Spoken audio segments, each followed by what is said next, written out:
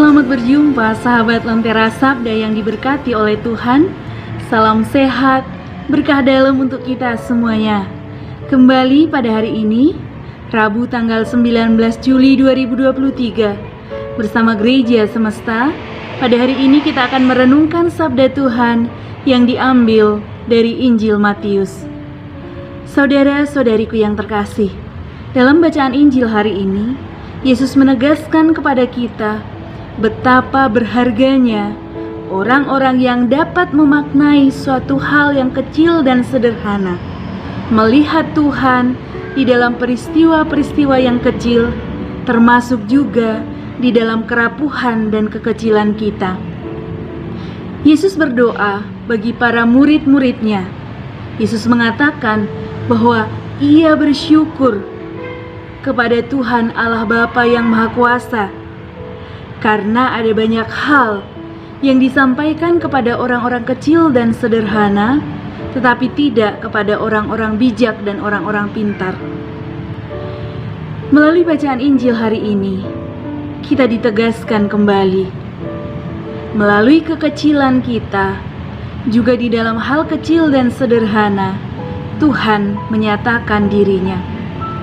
Kadangkala saya berjumpa dengan orang-orang sederhana yang mengatakan, "Suster, saya ini orang bodoh, saya ini orang yang tidak tahu apa-apa, tapi saya bersyukur karena Tuhan sungguh baik di dalam hidup saya." Pengalaman dapat menemukan Tuhan dan bersyukur di dalam hidup, itulah yang dipuji oleh Tuhan. Menjadi pertanyaan untuk kita semuanya, apakah di dalam hidup sehari-hari kita mampu bersyukur juga melalui pengalaman-pengalaman kecil dan sederhana? Suatu hari ketika saya jalan-jalan di dekat susteran, ketika saya melihat ke tanah, ada satu hal yang menarik bagi saya. Satu tanaman kecil, saya tidak tahu namanya apa, tetapi bagi saya menarik. Ada satu tunas yang mati, lalu tumbuh tunas yang baru. Tunas yang baru menghasilkan bunga yang sangat indah. Pengalaman ini membuat saya menjadi berpikir, merasa, dan mengimani bahwa kadangkala ada hal yang perlu kita matikan dalam diri kita. Kita relakan, kita ikhlaskan agar ada suatu pertumbuhan di dalam hidup kita.